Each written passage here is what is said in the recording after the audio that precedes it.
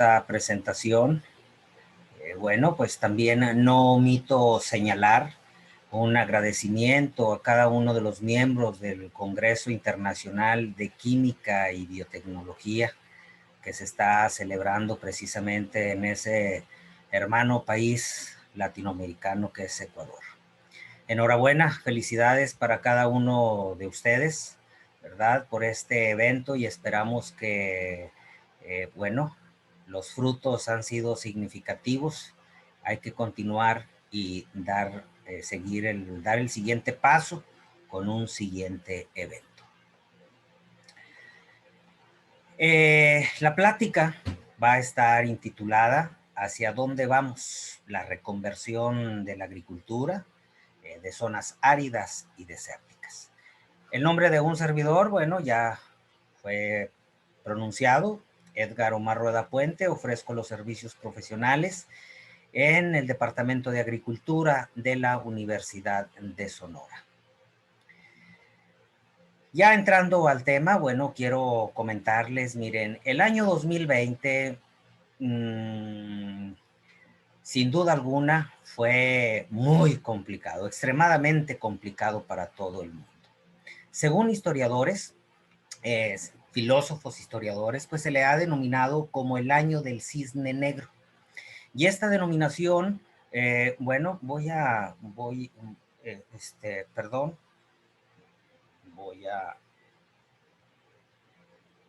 correcto, correcto, muy bien. Muy bien, miren, según historiadores, filósofos, pues se le ha denominado como el año del cisne negro. Y esta denominación es cuando puede haber un caso improbable y con impacto devastador, no solo para la economía, sino para la sociedad.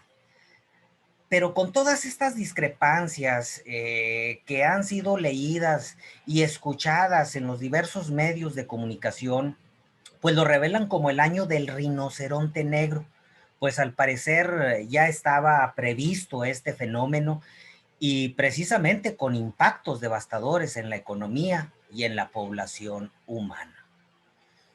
El COVID-19, pues mostró una vez más lo vulnerable que es la humanidad ante eventos que no pueden ser advertidos de manera anticipada, pero también muestra la velocidad con la cual el ser humano se adapta y busca restablecer el orden y sentido de su entorno.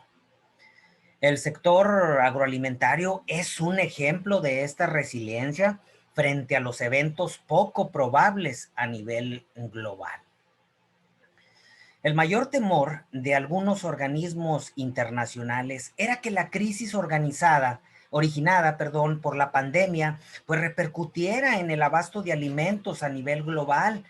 Sin embargo, pues nos hemos percatado que las cadenas globales de alimentos han respondido de una manera ágil y decidida, y esto merece, aparte de un aplauso, nuestro reconocimiento hacia las mujeres y hombres que han hecho posible que haya abasto suficiente y oportuno de alimentos.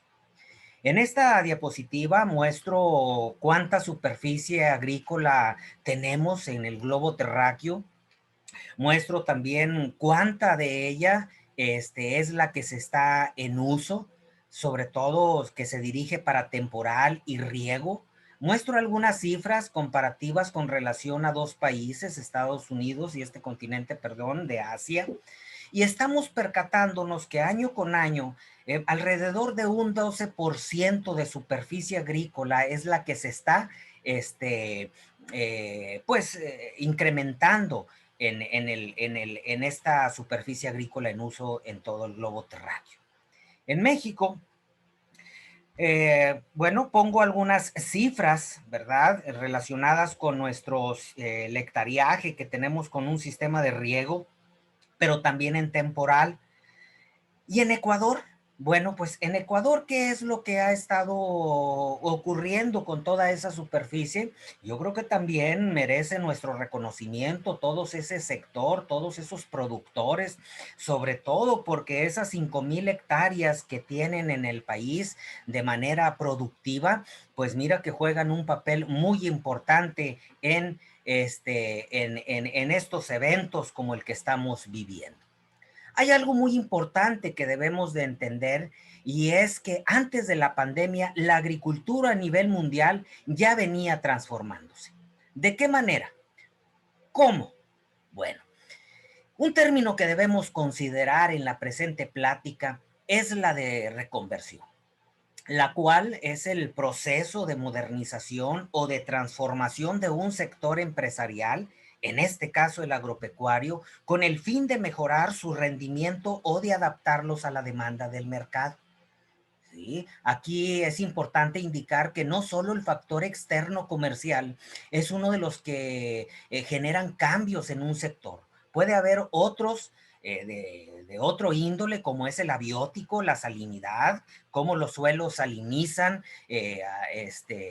esos campos agrícolas, las altas y bajas temperaturas, las fuertes y repentinas lluvias, la indisponibilidad del recurso agua. Ahorita se le está dando mucha importancia a nuestra huella hídrica. Entonces, esos eventos generan que en algunas regiones del mundo haya una transformación, una modificación de los cultivos convencionales que se han estado sembrando en una determinada área.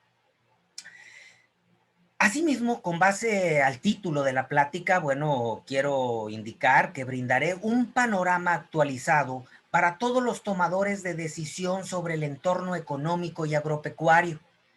Estaré hablando sobre la recuperación económica mundial, cuáles son los impactos del COVID, el cierre de la producción 2020, las expectativas de producción 2021 y los principales retos en el corto plazo para el agro latinoamericano.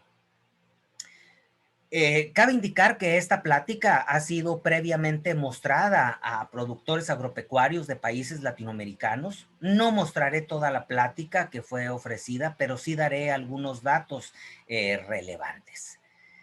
Miren, con relación a la recuperación económica mundial, me enfocaré principalmente a 4 países que son los principales productores a nivel mundial de cultivos básicos, principalmente Estados Unidos, China, Brasil y Argentina. Cuando hablo de cultivos básicos, me refiero al maíz, al trigo y a la soya principalmente. Sobre todo por el crecimiento pues, que tenemos como sector agrícola, que juega un papel importante en la economía de un país, ya que también depende cómo se comporten algunos aspectos importantes a nivel internacional.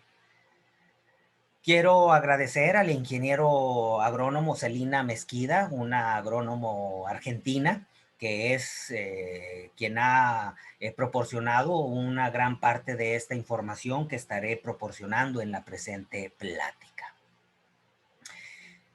Miren, estamos viviendo eventos que jamás nos hubiéramos imaginado. Un evento que nos ha llevado a una contingencia de bioseguridad mundial, desafortunadamente con pérdidas humanas, donde muchas familias, no solamente enfermos hemos tenido, hemos visto cómo uno, incluso hasta 2 o 3 miembros por familia han sido desintegradas. No quiero pasar desapercibido esta distinción y me refiero al Premio Nobel en Química, un premio Nobel que fue otorgado en octubre del año pasado, y me refiero a estas dos investigadoras por haber creado la técnica CRISPR diagonal Cas9. Ellas detectaron un sistema complejo inmunitario que tienen las bacterias y las protege contra algunos patógenos, específicamente virus. Es una inmunidad adquirida o adaptativa que las bacterias, en este caso, recuerdan las secuencias de ADN de los patógenos que han tenido con anterioridad sus ataques, cortan su ADN en caso de una nueva infección. Debido a que la humanidad que estamos teniendo para la producción de anticuerpos, las vacunas que se están produciendo tienen este principio. Por lo tanto, el proceso de mejoramiento genético en plantas y animales, permítanme decirles que va a cambiar.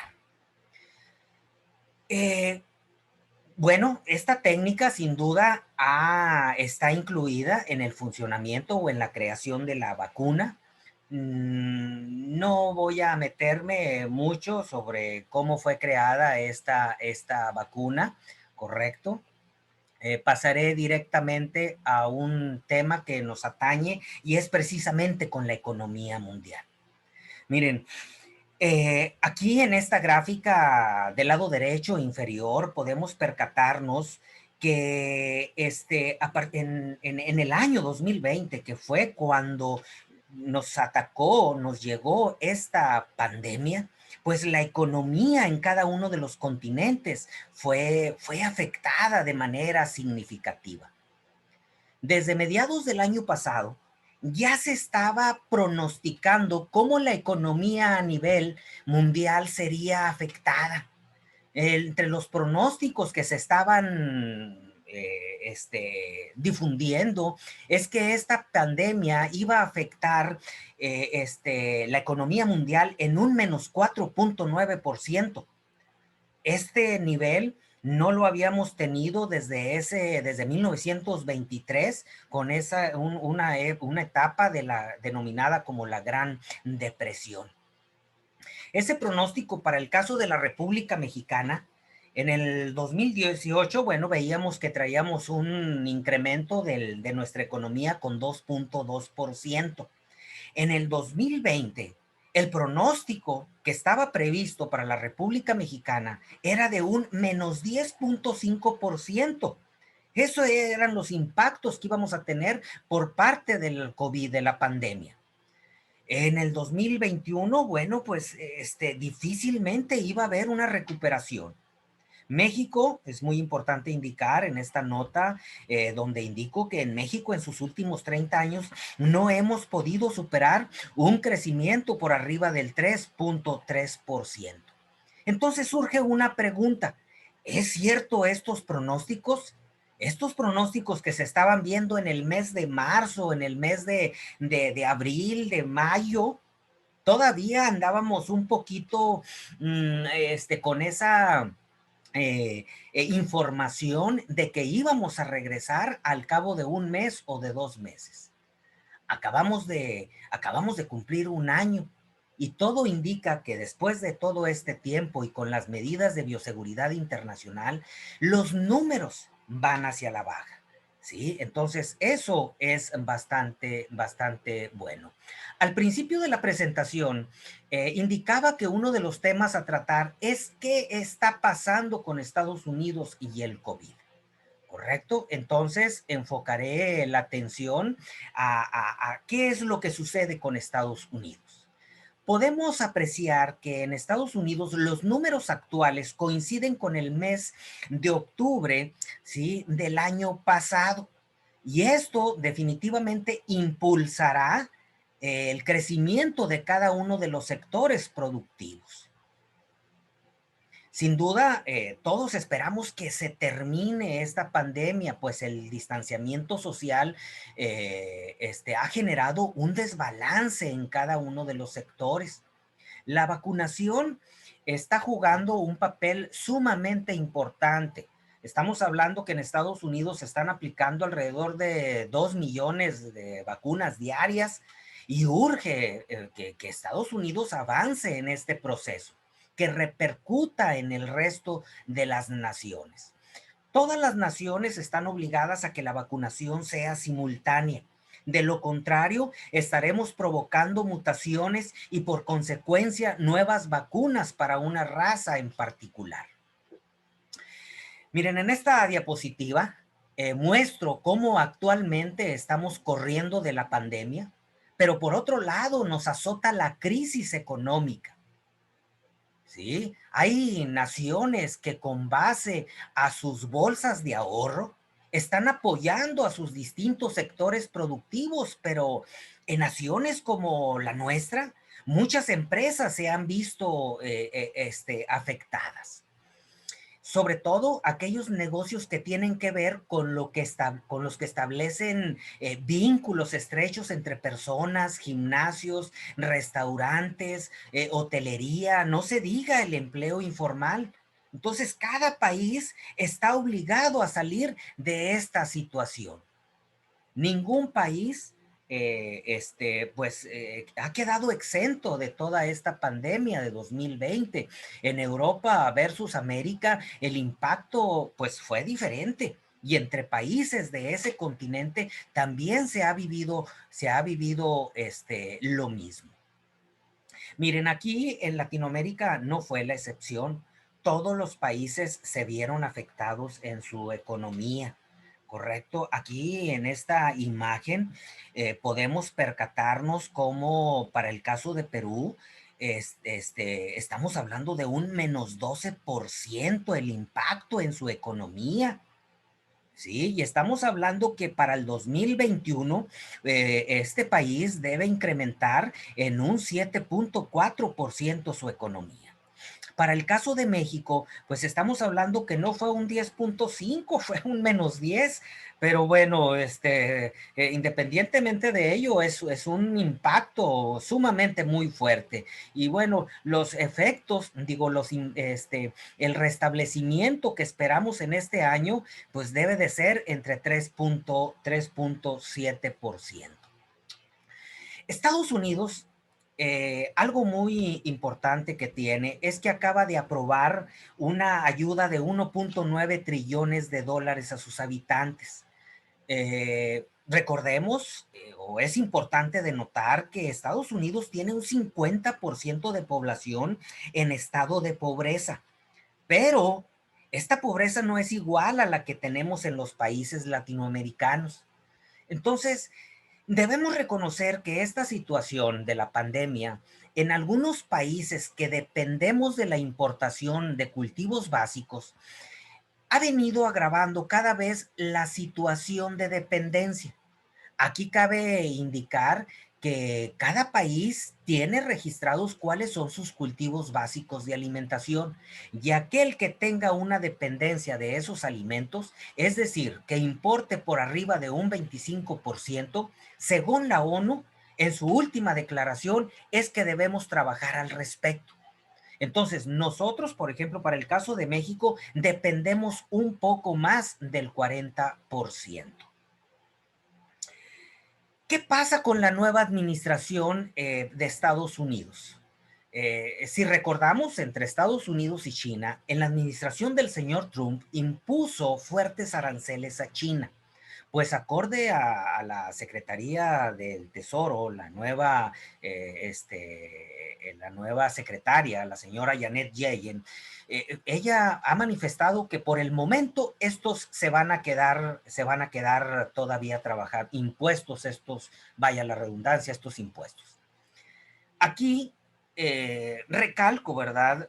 México como uno de los principales socios comerciales con Estados Unidos, fue también un país muy afectado.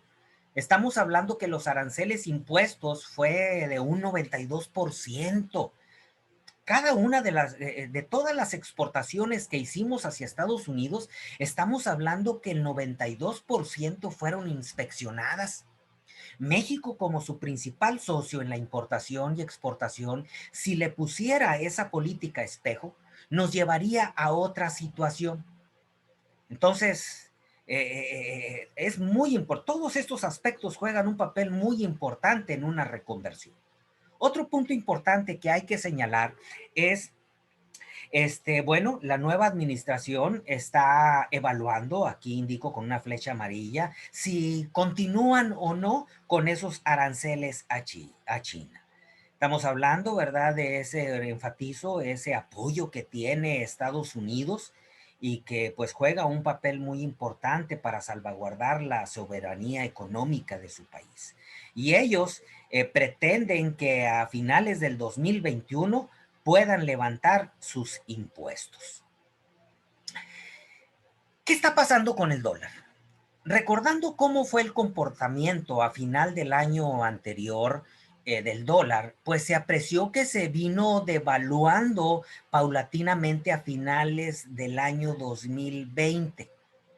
Esto hace que incremente el valor de compra de algunos cultivos como son la soya, como es el maíz, debido a que se maneja un precio internacional y permite que todos los países que manejan otras monedas, por ejemplo, el yen japonés, las libras, francos, coronas, se vean atractivos para exportarles productos.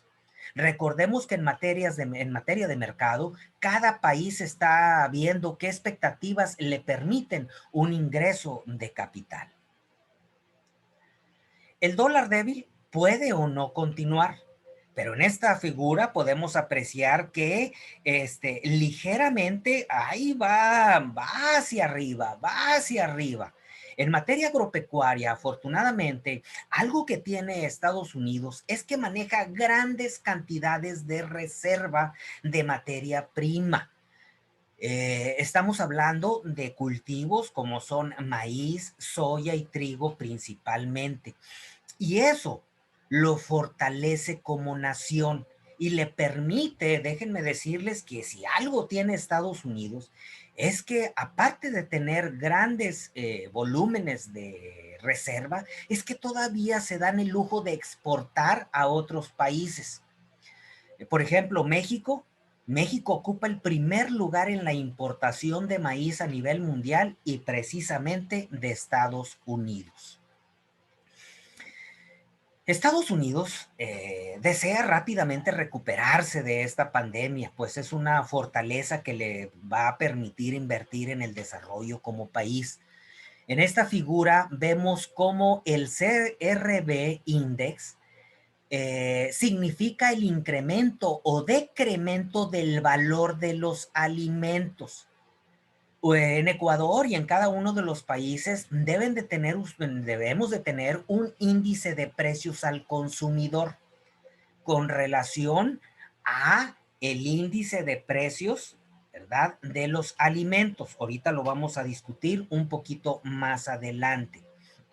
En este CRB Index, indica cómo el valor de esa canasta de alimentos se ve recuperado en comparación de otros años del 2012 y 2013. Estamos hablando de Estados Unidos, ¿sí? Estamos hablando de Estados Unidos, uno de los principales países productores de cultivos básicos a nivel internacional. Miren, en esta figura vemos cómo se comporta el índice de precios de los alimentos comparado con el índice nacional de precios al consumidor. Y se puede apreciar que el valor del precio de los alimentos supera en un 20% al precio de los bienes para el consumidor. Esto indica que el valor a los alimentos producidos debe verse reflejado en una mejor economía de los productores. Ojalá y este precio se pudiera ver reflejado en una economía de los hogares, pero desafortunadamente no lo es así porque para una pobreza que tenemos en México, que oscila en el 53.5%, este índice de precios de los alimentos supera la economía de los hogares. Bien, ya hemos hablado algunas generalidades de Estados Unidos. A continuación comentaré algunos aspectos con relación al país de China. ¿Correcto? Muy bien. ¿Por qué hablar de China? Miren, China se está devorando un alto porcentaje de todos los productos del mundo. Esto ha sido un tema detonante del aumento o incremento de los precios de los productos a nivel internacional. ¿Qué también tiene China? China tiene un atajo productivo. Es decir, ellos al no tener democracia, van todos por un bien común, dirigen toda su estrategia en un proyecto productivo. Y esto es estratégico, pues independientemente de que sean rentables o no, el gobierno les está ayudando. El manejo de incentivos juega un papel muy importante como nación. Eh, ¿Y qué también tiene China? Miren, China pretende para el 2050 sobresalir no solo en términos de cantidad, como lo ha venido haciendo, sino también en términos de calidad. ¿Y qué está haciendo al respecto? Si algo está haciendo China es tener bien alimentados a sus ciudadanos chinos. Hay dos preguntas importantes que debemos entender. ¿Qué tiene China para destrabar, orientar sus esfuerzos a un proyecto estratégico? ¿Qué está haciendo para tener bien alimentados a sus habitantes? Y para ello es bueno considerar que, mire, el mundo tiene 6.8 billones de habitantes. Estamos hablando que de superficie de tierra nos toca a cada uno de los habitantes 2 hectáreas, pero de esa tierra la productiva, la tierra arable, si nada más consideramos a la tierra arable, nos toca de 0.26. Bien, los chinos, ellos tienen 1.3 billones de habitantes. En su nación, si la distribuyen para cada uno de sus ciudadanos, les toca 0.8 hectáreas, pero resulta que no toda es arable. Si nos vamos nada más a la tierra arable, les corresponde de 0.1. Esos 1.3 billones de habitantes en el 6.8 billones total de habitantes que poblamos el globo terráqueo, es una proporción de habitantes bastante significativa. Y China debe buscar a otros países para alimentarse.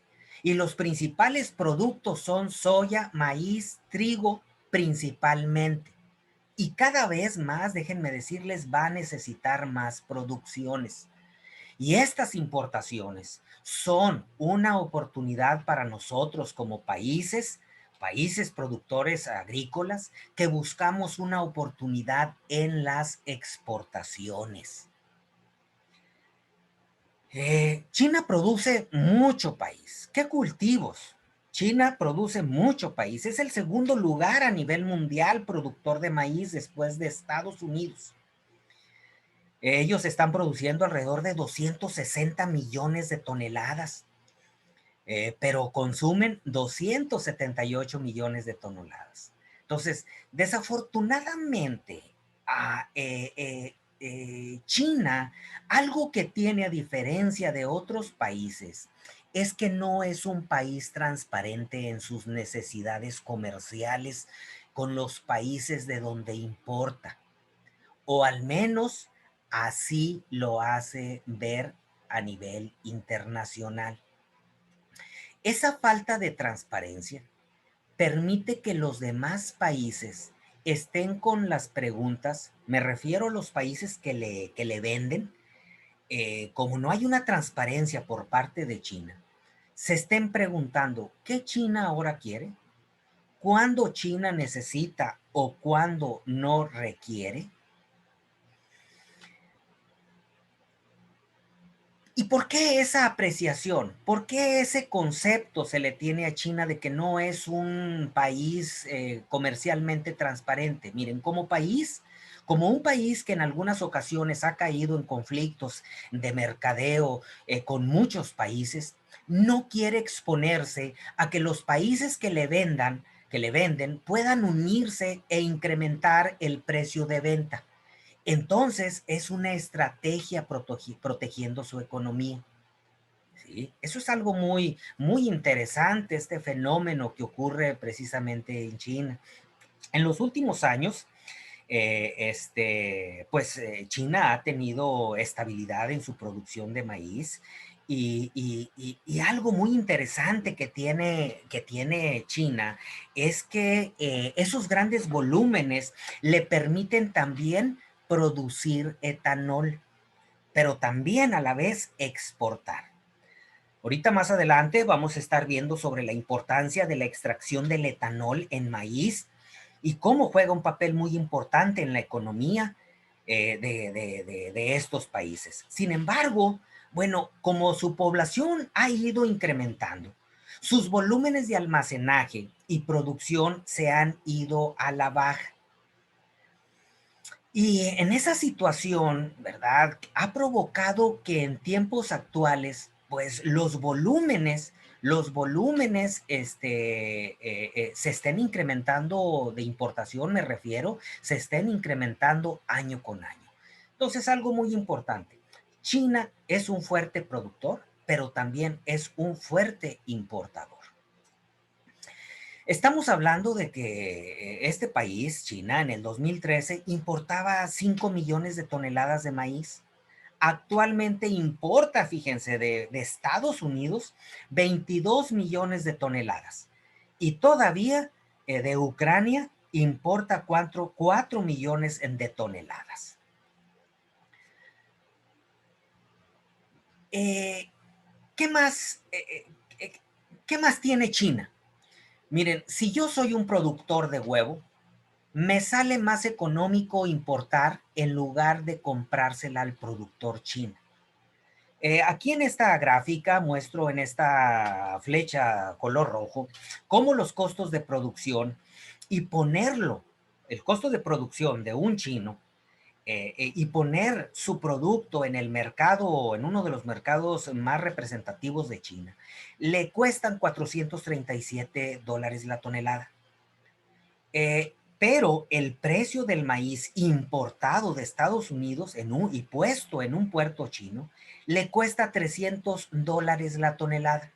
Entonces tengo un margen de $137 por tonelada. Esta situación, ¿sí? Pues ha provocado, ese margen ha provocado que China baje sus producciones de maíz, pero eso es aparentemente.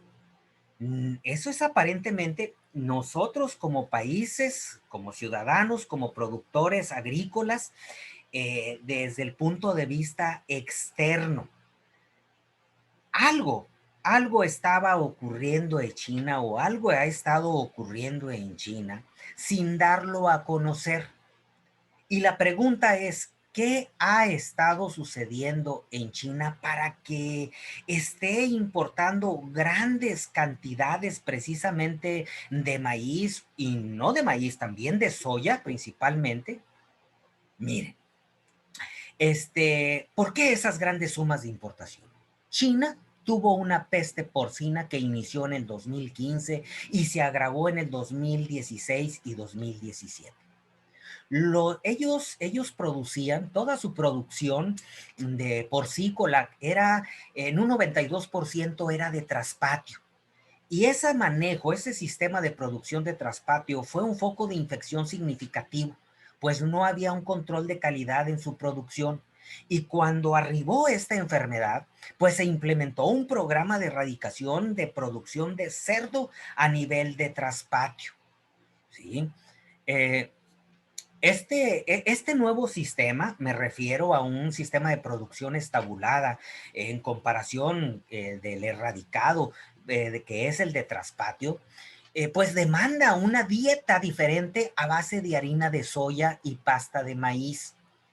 Recordemos que el sistema político de China permite que lo que se proponga lo ejecute, pues la democracia no es un problema.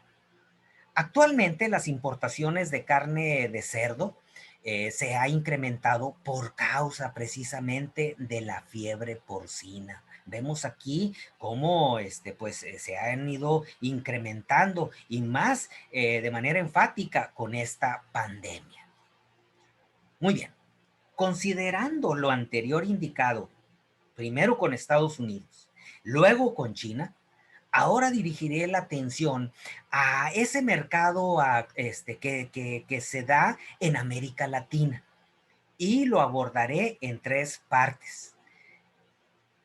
sobre todo enfocándome al año 2020. Voy a separar en tres periodos: primer trimestre, segundo trimestre, tercer trimestre, para ver qué es lo que ocurrió en esa región, ¿verdad? Que corresponde a Brasil y Argentina, como es la primera, es la región que ocupa el primer lugar en la producción de soya a nivel mundial. A nivel de país, Brasil es el primer lugar a nivel de países. Y bueno, con base a estos volúmenes tan grandes que producen estos dos países, también me enfocaré un poquito a esas necesidades, a esa situación de China, de cómo demanda grandes volúmenes de maíz y de soya, no solamente de Brasil y de Argentina, sino también de Estados Unidos. Primer trimestre. Primer trimestre. Bueno, en los mercados de producción agrícola, Brasil es el primer productor a nivel mundial de soya, superando a Estados Unidos en producción. Brasil, estamos hablando que tiene una superficie por arriba de 2.000 millones de hectáreas. Con esta superficie tan grande, pues China y sus necesidades de alimentar a a toda su piaria porcícola, pues dirige su atención a Brasil para adquirir soya. Recordemos que estamos hablando en el mes de febrero, marzo, y lo del COVID se indicaba que en un mes regresábamos a la normalidad. Aún no conocíamos a qué nos íbamos a enfrentar con la pandemia, ¿correcto? Mientras en Estados Unidos, pues ellos pretendían sembrar una superficie récord de maíz, y los pronósticos climáticos en ese primer periodo en Estados Unidos, pues indicaban que iban a ser benignos, iban a ser favorables, y por lo tanto su economía se iba a ver afectada positivamente.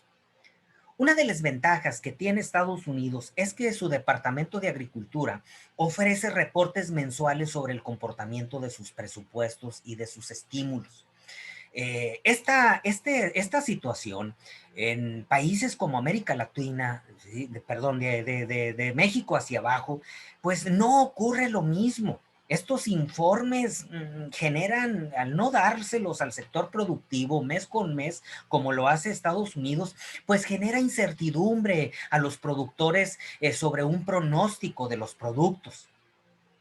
¿Sí? Entonces, bueno, China, por su parte, dirige su atención a Brasil, y el impacto de la pandemia poco a poco se va agravando, y algo que va ocurriendo es que el precio internacional de la tonelada de maíz iba bajando. Las condiciones climatológicas pues empiezan a afectar la agricultura. Estamos hablando ya del segundo trimestre.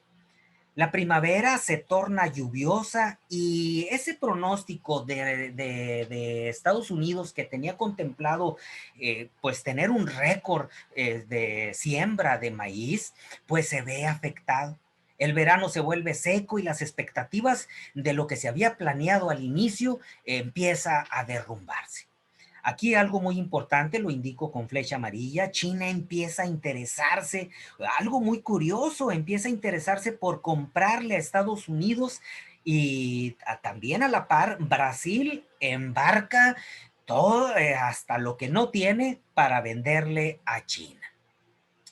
También la economía de los países, estamos hablando ya en el segundo trimestre, con todo esto de la pandemia, empieza a verse afectado, y el Fondo Monetario Internacional empieza a ofrecer apoyos a cada uno, pues a la mayoría de los países.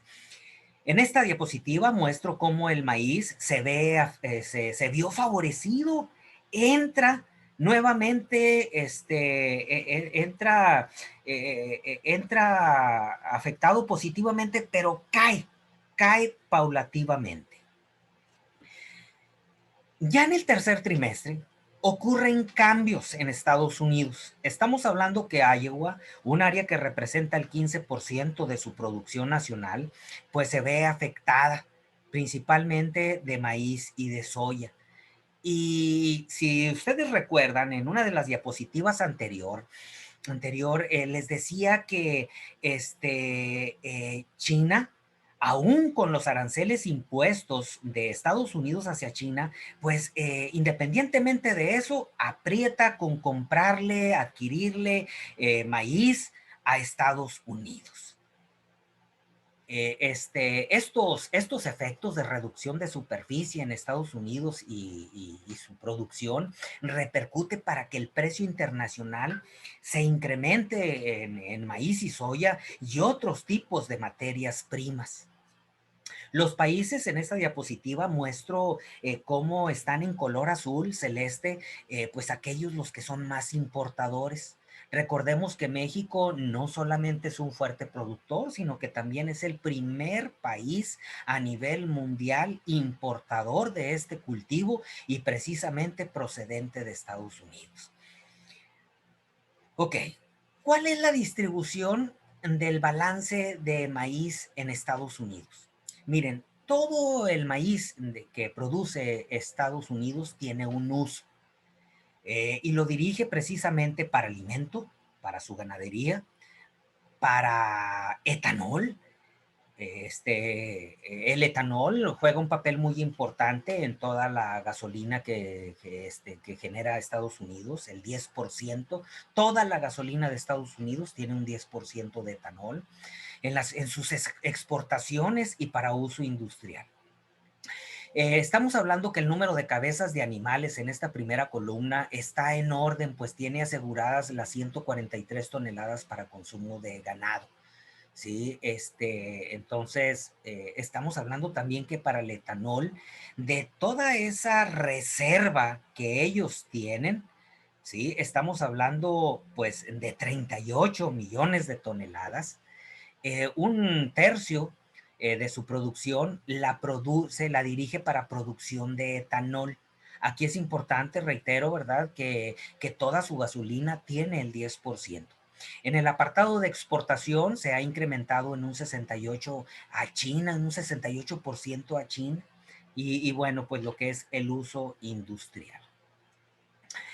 Estados Unidos siempre está asegurando sus reservas, ¿correcto? Pero bueno, recordemos que durante todo el año existieron eventos que han repercutido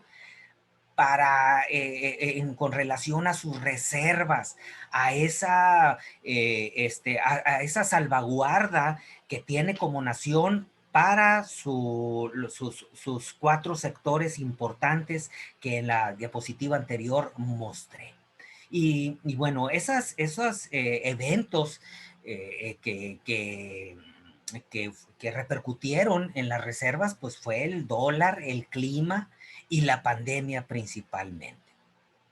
Se predecía tener alrededor de 80 millones de toneladas y en ese periodo pues se tenían 38 millones de toneladas. La pregunta ¿es mucho o es poco para Estados Unidos? Todo lo anterior nos lleva a conocer cómo será el comportamiento de una reconversión de los cultivos agrícolas en Latinoamérica. Se debe considerar, recordemos, aspectos, si un país quiere una reconversión agropecuaria, pues se juegan también con una visión holística de todos los eventos que están ocurriendo en una cadena internacional agropecuaria. Me refiero a la investigación de mercados y a esa administración de riesgos, todo lo que corresponde a la volatilidad de precios. Y vemos, pues, con todo esto que les he mostrado y la información que tenemos, pues que poco a poco, cómo China se va haciendo parte de los recursos que producimos. Y eso es bueno, pues hay ganancias, estamos hablando que más fuentes de trabajo, hay incremento en las economías y que aunque se escuche triste, pero se resuelven problemas a corto plazo.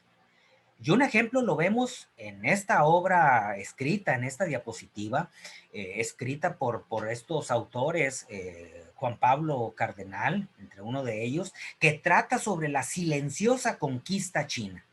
Una investigación por 25 países que hace comprender cómo la potencia del siglo XXI está forjando su futura hegemonía. Pasaré a mostrar algunos datos que son importantes considerar.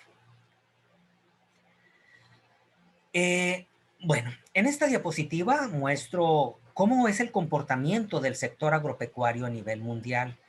Se muestran en colores aquellos países con mayor producción de alimentos. Vemos en color verde aquellos que representan el 20%, aquellos que en azul el 17%, el 21% en rojo y el 23.4%. ¿Sí? Estos son los principales países productores.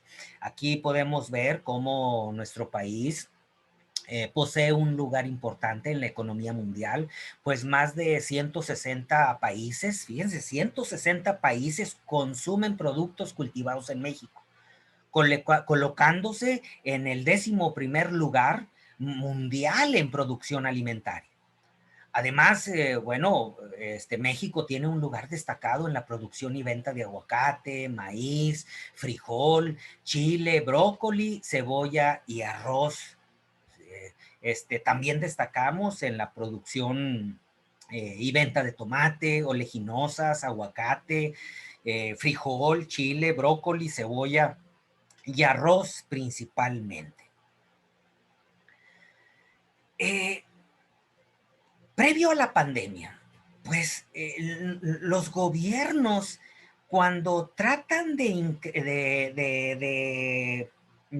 echar a andar un modelo económico de producción en cada uno de sus sectores productivos, pues ellos ya traen libritos, ¿verdad? Traen un plan, traen un proyecto con diversos ejes rectores que van a implementar.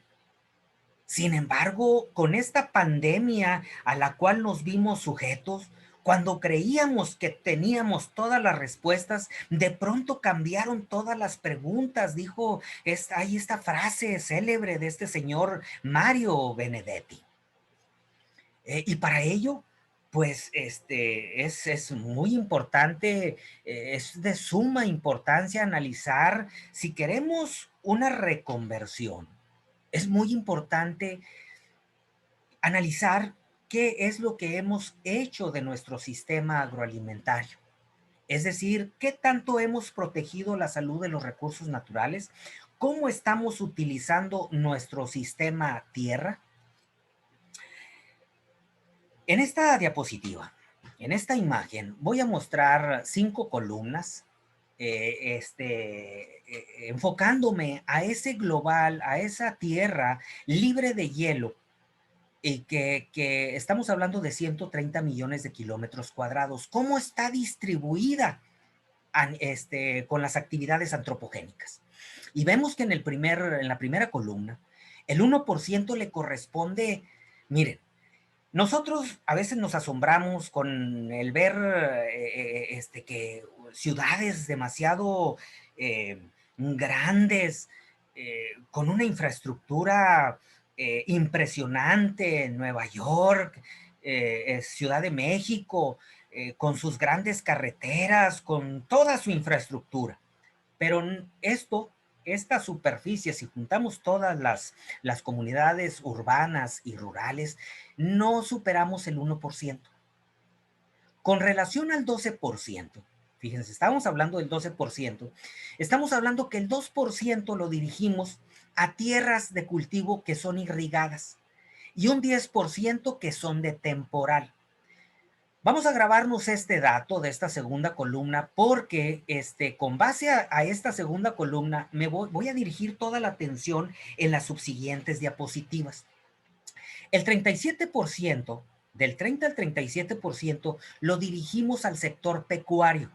Estamos hablando de un 2% de pastoreo intensivo, principalmente a ganado que son de tipo rumiantes como el bovino, caprino y ovino, un 16% que se dirige a sabanas y matorrales, pero un 19% de pastoreo extensivo.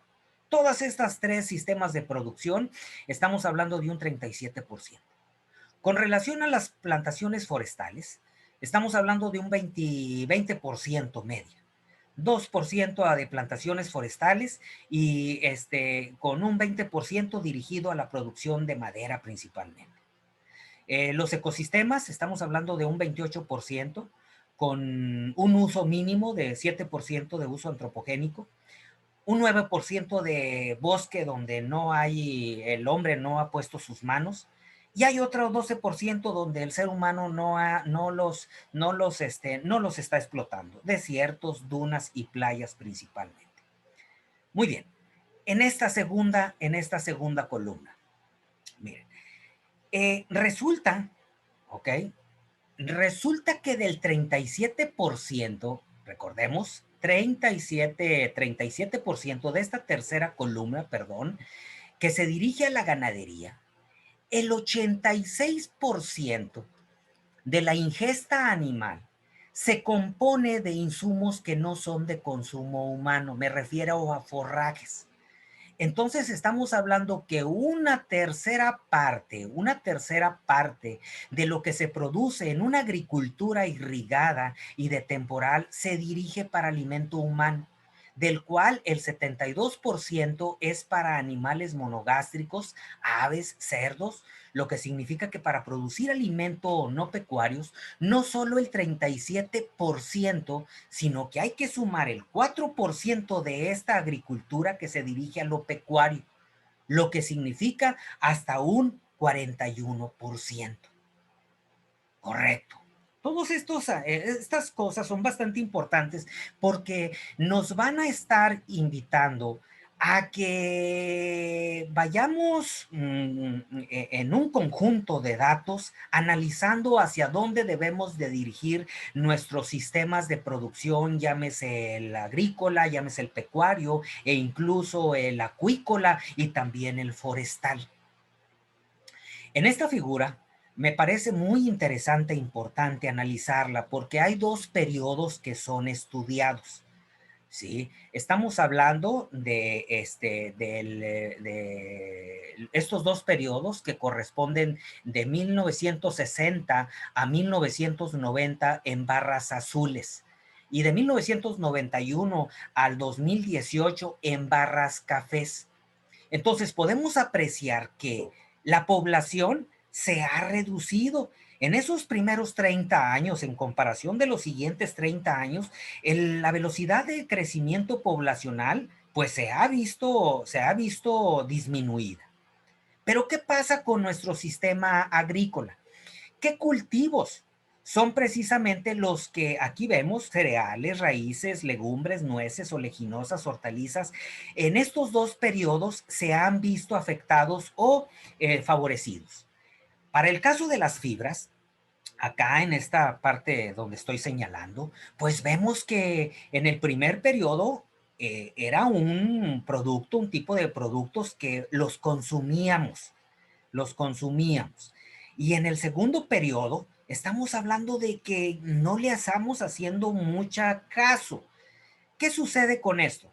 Es posible, ¿verdad? Si también nosotros comparamos cómo el cultivo para el caso de las de las nueces, en el primer periodo, estaban sí por arriba de ese porcentaje poblacional, pero se incrementa significativamente en el segundo periodo.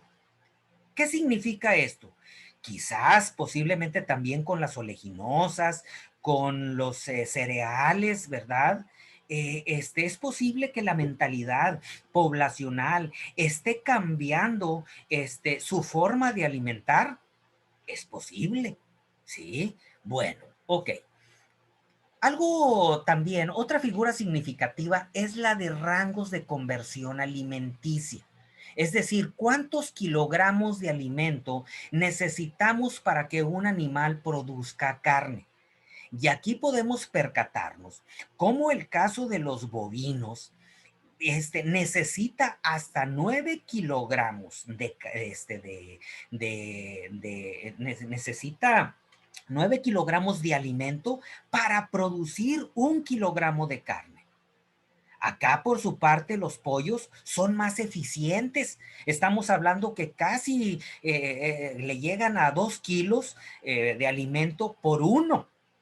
Entonces, esta conversión alimenticia va a jugar un papel muy importante para que los gobiernos de cada nación puedan o no invertirle a esos sistemas agropecuarios. Vemos cómo el caso de los cerdos necesita casi 4,5 kilos para convertir 1 kilogramo de carne. Los ovinos, ¿correcto? Entonces, estos datos son muy, muy interesantes. En este caso vemos lo que son las tasas medias también de crecimiento de producción pecuaria a nivel, cosas en la ganadería. También muestro los dos periodos en azul, del 60 al 90 y del 91 al 2000, al 2018. Y vemos que efectivamente, como la carne de bovino, carne de vacuno, ha disminuido. ¿Sí? Vemos que está por debajo sus necesidades, o más bien su demanda, está por debajo de esa media poblacional. ¿Qué está sucediendo? Vemos aquí, por ejemplo, para el caso de las aves, el consumo humano de carne de pollo, pues está por arriba de la población. Es decir, hay demanda, hay mayor preferencia por parte del consumidor por la carne de pollo que por la carne de vacuna, e incluso por la de cerdo, correcto, por la de cerdo en comparación de la de vacuna. Aquí en esta diapositiva muestro cómo es la participación relativa en la producción de carne. Estamos hablando de cómo la carne vacuna, con el paso del tiempo, 1961, 90 y 2018, ha venido disminuyendo, mientras que la carne de ave ha ido incrementando. Vemos la carne de cerdo que, si bien es cierto, en este segundo periodo se disminuyó, ya lo vimos que cómo ha repercutido lo de la peste porcina, pero son otros aspectos, son cosas de enfermedades. Vean la carne caprina, las cabras. Bueno, se mantiene ahí por arriba, pero ha tenido preferencia. La carne de cabra, déjenme decirles que está considerada o está visualizada como la carne del futuro, la carne vacuna del futuro. ¿Por qué? Bueno, porque requieren menos espacio, requieren su conversión de alimentos, conversión alimenticia, requiere menos alimento para convertir 1 kilogramo. Con relación a las especies marinas, vean aquí, son las más eficientes. Sí, tenemos incluso la relación de 1 a 1 y esto explica por qué la humanidad ha privilegiado el cultivo de peces. En 1950 el consumo eran productos del mar. A partir del año 2000, la acuacultura con agua dulce ha estado ganando terreno a tal grado que ahora abarca hasta un 47% del consumo de la carne marina hasta 2016. Vemos aquí efectivamente, ¿verdad? Que la conversión alimenticia de los peces, pues nos indica que los sistemas de producción son muy rápidos. Muy bien, ¿cuál es la tendencia con relación al sector maderable? Algo muy interesante es que aquí vemos en lo que es en el 2020, cómo estamos trabajando, ¿verdad? Estamos hablando de que las plantaciones forestales para el 2050 se van a incrementar, ¿sí? Mientras que, bueno, todo lo que es la tala inmoderada va a estar siendo regulada. Lo mismo que ha pasado en la ganadería de desarrollar actividades productivas extensivas, también está pasando en el área forestal. Recordemos que este fenómeno también está sucediendo en la acuacultura. ¿Cuál es la tendencia de la agricultura protegida a nivel mundial? A nivel mundial, la agricultura está teniendo impactos significativos por su alta productividad. ¿Sí? Eso es un aspecto muy, muy importante comentar. México es el séptimo lugar a nivel mundial. Estamos hablando que en el 2016 teníamos alrededor de 50,000 hectáreas de la tierra cultivable en México, solo el 5% con agricultura protegida. ¿Qué otros retos tiene el sistema agroalimentario a nivel mundial? Hay una pregunta bastante comentada en todos los foros agronómicos, agroalimentarios a nivel mundial. ¿Necesitamos producir más alimentos? ¿Sí? ¿Necesitamos producir más alimentos? Aquí en esta diapositiva se muestra lo que son la población, millones de personas por continente, ¿correcto? Y hemos visto, o sea, ¿verdad? Se ha visto, por ejemplo, para el caso de Asia, cómo la población se ha ido decrementando, mientras que otros, bueno, pues se mantienen ahí. Acá, para el caso de nuestro continente americano, pues sí ha habido algunas reducciones. Seguimos con la pregunta. Esta diapositiva también me parece bastante interesante analizarla, porque vemos también en un periodo de 1994, 1990, del 64, perdón, del 64 al 66, el 97 al 99, como en el 2030, se pronostica que con base a estas dos barras, la preferencia por el tipo de alimentación va a venir cambiando, ¿correcto? Va a venir cambiando. Y vemos cómo para el caso de algunos cultivos como son el trigo, pues va a venir demandándose. Para el caso de las raíces y tubérculos, pues también vemos un incremento en sus demandas. Por su parte, bueno, el arroz como un cultivo básico también ahí se va a mantener en producción. Pero vemos cómo también para el caso de carne, ¿verdad? Se va a venir demandando, pero no propiamente eso significa que tenga que ser carne de vacuna, ¿sí? Carne vacuna, ya lo vimos en diapositivas anteriores. Cuando, cuando se hace un balance de la producción mundial de alimentos, hasta hoy, el problema no es la disponibilidad de alimentos, sino de accesibilidad. Es importante también, pues, comentar, ¿verdad?, que hay países con focos rojos en algunos continentes, focos rojos por la necesidad de alimentos, pero es importante indicar que no es un problema de disposición, sino mejor es indicarlo que el problema es de accesibilidad. En esta imagen puedo mostrar cómo del 100% de la producción de alimentos, estamos hablando que el 6% en el campo, ya en el campo a terreno, se pierde un 6%. Ya en la siguiente cadena, que estamos hablando de manejo y almacenaje, estamos hablando de un 6%. En el procesamiento o desperdicio, sí, estamos hablando de un 1%. En el mercadeo, un 3%. Y en el consumo de hogar, podemos percatarnos que hay un desperdicio también por los hogares, es decir, jugamos un papel muy importante en ese desperdicio. Total que hay un 24% de todos esos alimentos generados que desperdiciamos.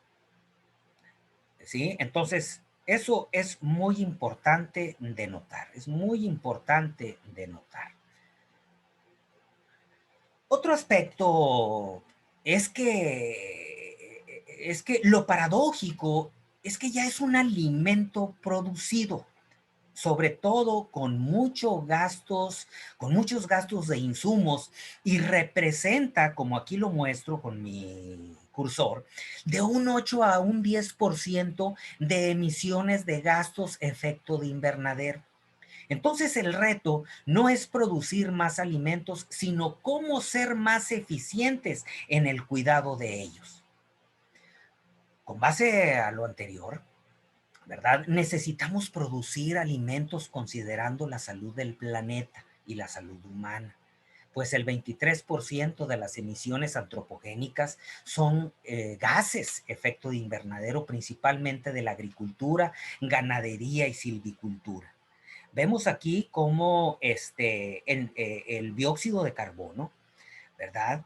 Emitido a la atmósfera, pues si vemos aquí en el continente americano, el ganado vacuno en color naranja es uno de los ganados, es el ganado que mayor emisiones de gases, en este caso metano, es el que expide a la naturaleza.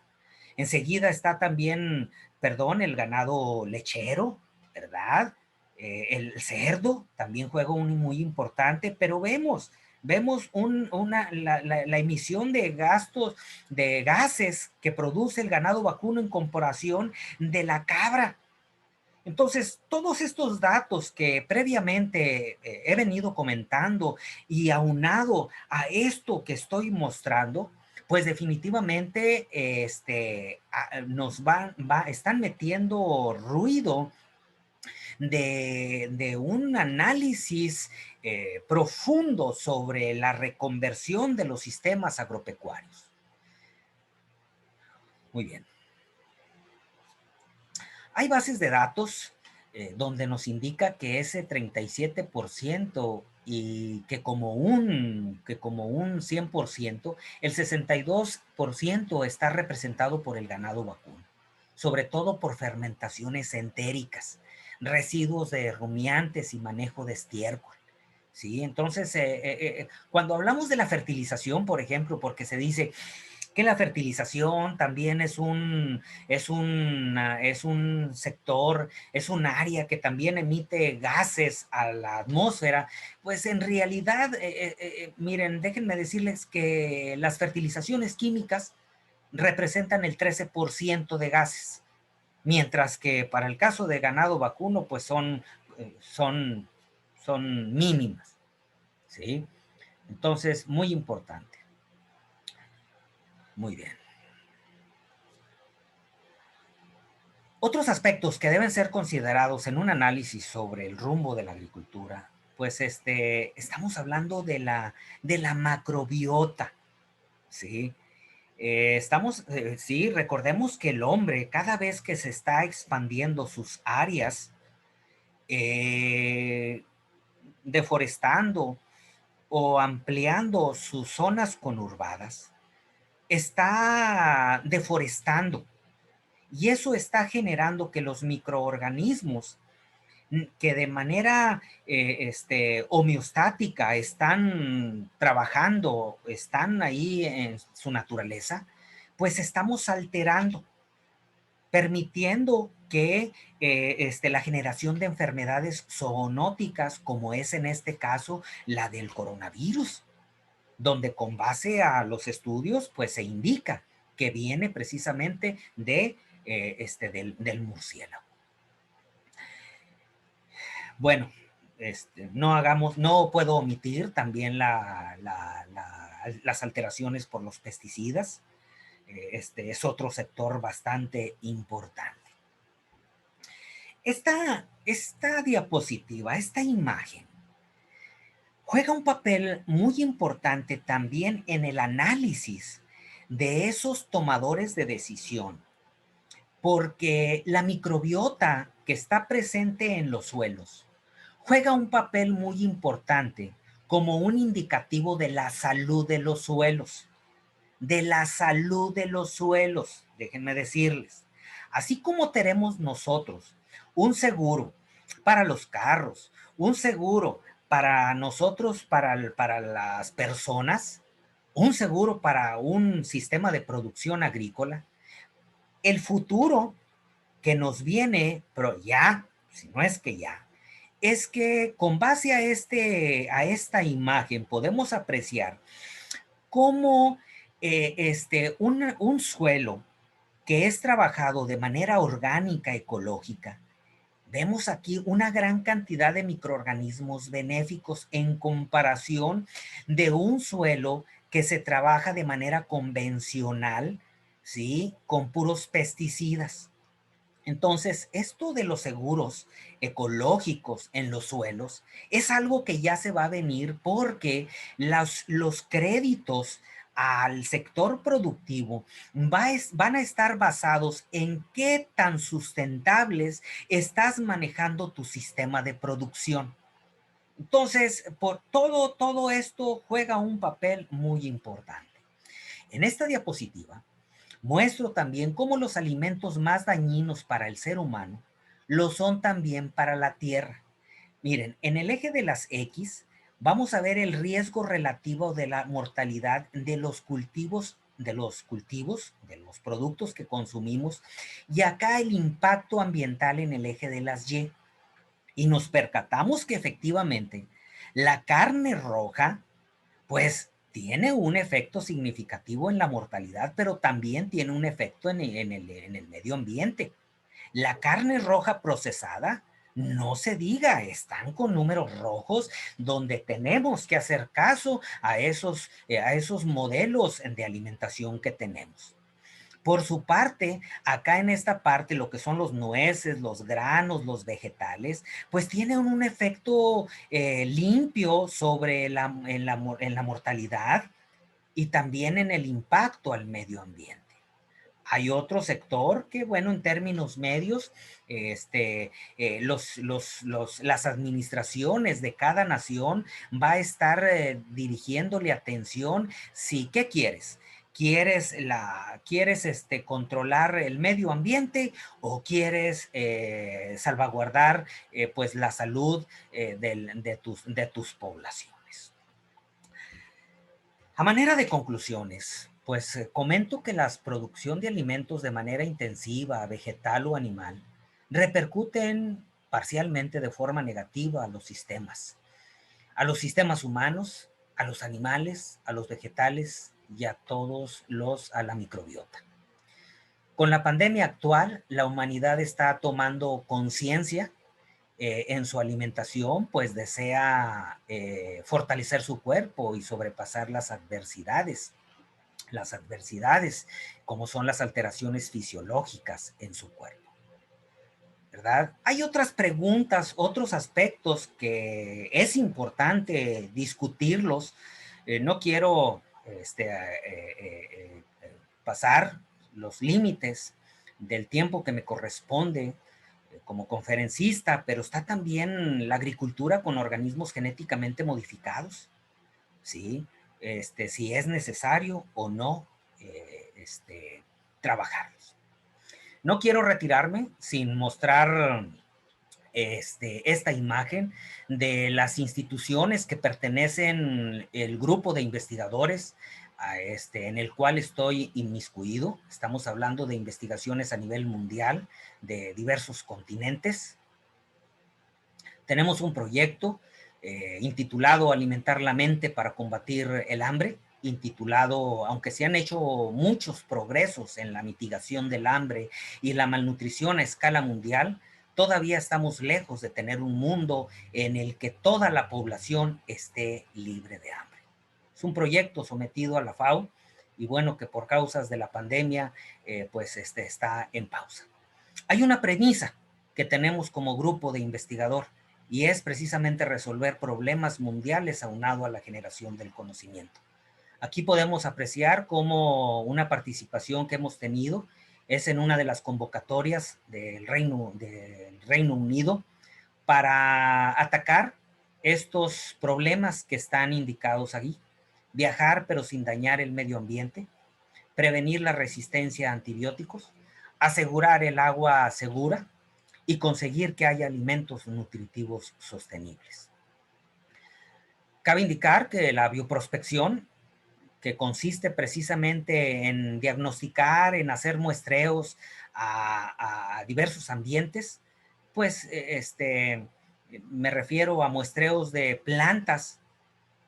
Una de las áreas que nosotros trabajamos son las zonas áridas, son los desiertos. Entonces necesitamos dar a conocer qué materiales vegetativos crecen en estos ambientes para poderlos proponer al sector agropecuario como futuros cultivos agroindustriales. Pero sobre todo, utilizando aguas saladas o agua de mar.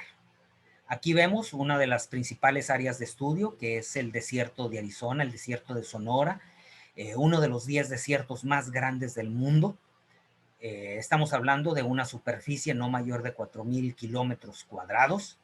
Hay diversas entidades poblacionales que están a su alrededor y bueno, con sus factores ambientales bastante extremosos. Una panorámica alejada, viendo cómo en el continente americano pues tenemos una gran superficie de zonas áridas. Acá en el noroeste de México es donde precisamente un servidor radica.